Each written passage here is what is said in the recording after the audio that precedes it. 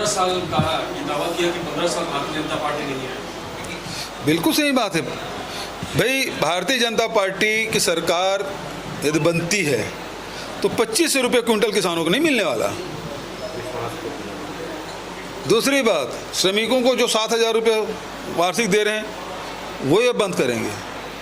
तीसरी बात, अभी जो ओल्ड पेंशन स्कीम लागू किए हैं, ये फिर से वो एक शब्द नहीं बोले किस भारतीय जनता पार्टी के एक सदस्य ने भी ओल्ड पेंशन स्कीम के बारे में एक शब्द उन्होंने नहीं कहा। मतलब फिर रिवर्ट करेंगे तो कर्मचारी अधिकारी जो राज्य सरकार के हैं, चाहे वो किसान मजदूर जो गोधन न्याय से जुड़े हुए हैं, ये सब कोई इनको वोट करने वाला नहीं भारतीय जनता पार्टी को, जो हमारी योजनाओं से लाभान्वित होने वाले हैं। ये नहीं आने वाले, क्योंकि सब जानते हैं कि आए तो ये सब बंद हो जाए। भारतीय जनता पार्टी हमेशा ये आरोप लगाती है कि छत्तीसगढ़ विकास के मामले में पिछड़ा है, और ये भी आरोप लगाती है कि हम जितने बजट है उसका 80% हमने कर्ज लिया है।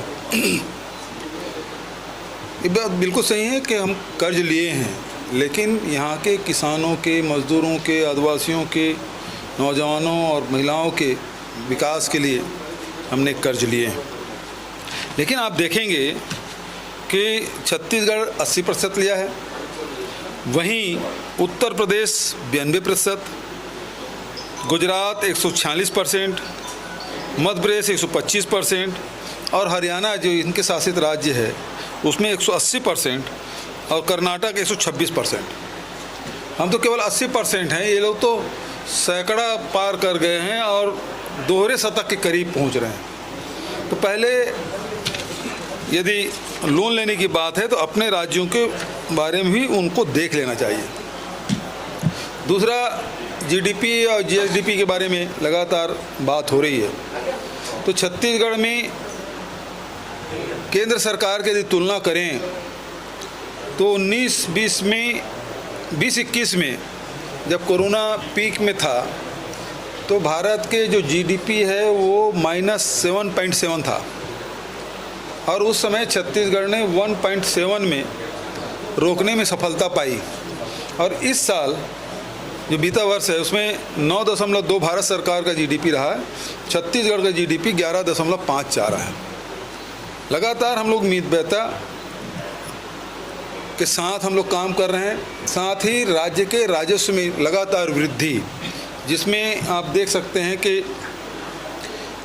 केंद्र के जो अंश है हमेशा ये देखने में आया है कि वो अधिक रहता है, राज्य का हिस्सा है वो कम रहता है बजट प्रावधानों में।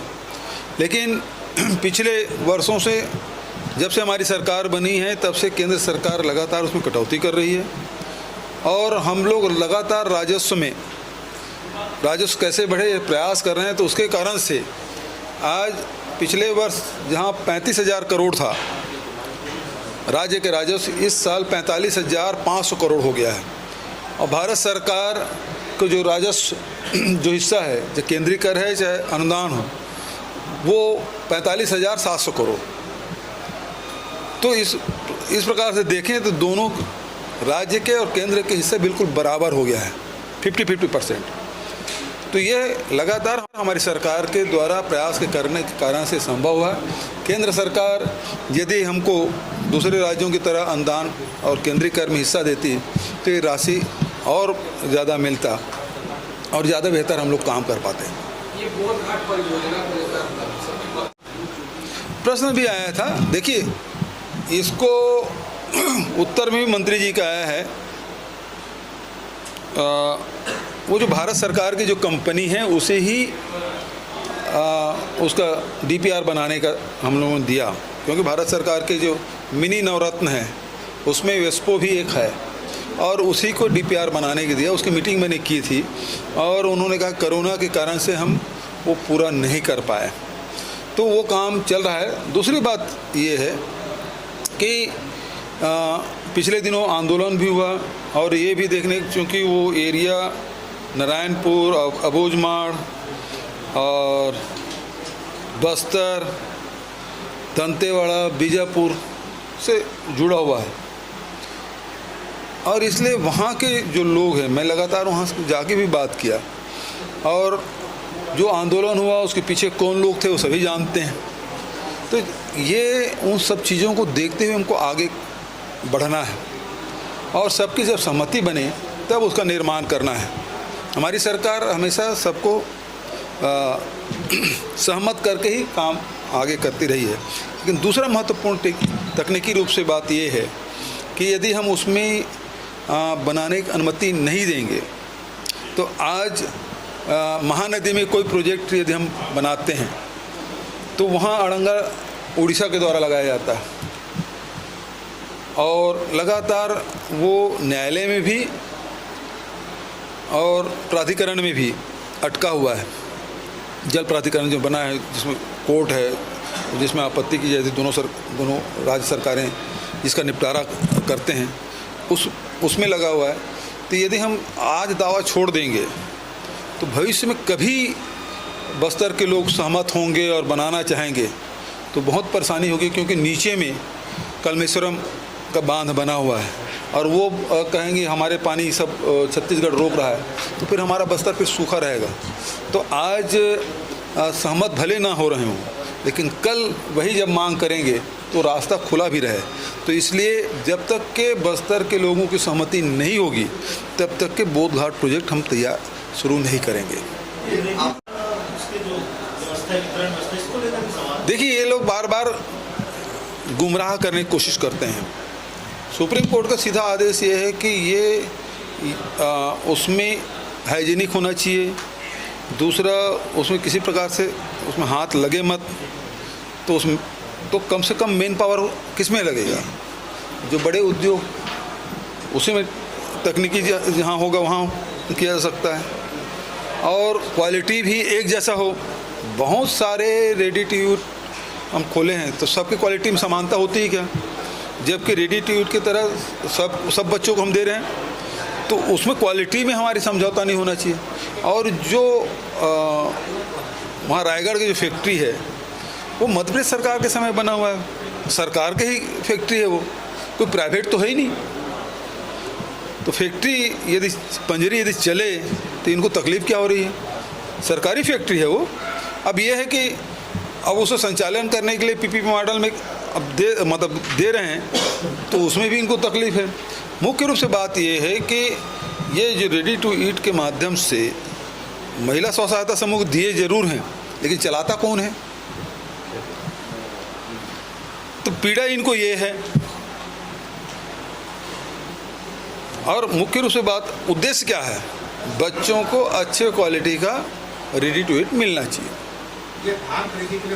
तो इसलिए हम लोगों एक सामान मिले, अच्छी क्वालिटी के मिले। और जहाँ तक नुकसान होने की बात बोल रहे हैं, 16,000 जो महिला स्व सहायता समूह 1600 और जिसमें 16,000 महिलाएं काम कर रही, तो वितरण का काम होगा तो उसको वित्तीय कोई नुकसान नहीं होगा। वो जो इनके रेडी टू ईट के मामले से जिनको दिए थे और वो और किसी सबलेट किए थे और जिनको तकलीफ हो रही है उसकी पीड़ा ये लोग बोल रहे हैं।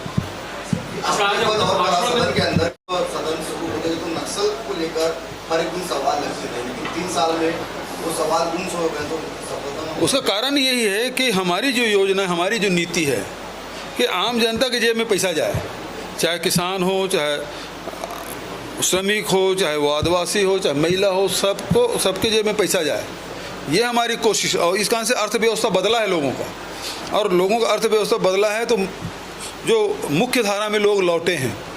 और यही कारण है कि नक्सलियों के रिक्रूटमेंट में भारी कमी आई और इस कारण से सिमट गए हैं। तो एक तरफ ये लोग केवल बंदूक का जवाब बंदूक से कर रहे थे, तो हम लोगों ने क्या किया कि हम लोग वहाँ के लोगों की शिक्षा, स्वास्थ्य, रोजगार, इस 3 चीज़ों में जोर दिया। और दूसरी बात जल जंगल ज़मीन की बात है, तो उसको ज़मीन भी दे रहे हैं, फॉरेस्ट राइट एक्ट पट्टा दे रहे हैं, सामुदायिक दावा पट्टा दे रहे हैं, और उसके साथ उसे जो उपज है फॉरेस्ट राइट एक्ट पट्टा जो मिला उसमें यदि धान बो रहे हैं, दूसरी फसल ले रहे हैं, उसको खरीदने की व्यवस्था कर रहे हैं। तो अब लोगों के आय में वृद्धि हुई है। तो अब ये जो समस्या है, नक्सल की समस्या, धीरे धीरे सिकुड़ते जा रहा है। चलो वो मंत्री की बता सर, ये नवा रायपुर में किसान अपहरण अनशन पर 4 दिनों से बैठे आके किसान की भी मौत हो गई। उसे अब वो अधिकारी लोग देख रहे हैं, मुझे भी अभी जानकारी मिली है और किस कारण से कैसे हुआ उसके बारे में अधिकारी लोग उसको बताएंगे। सर आपने कहा कि कमल विहार की बनाने की जरूरत ही नहीं।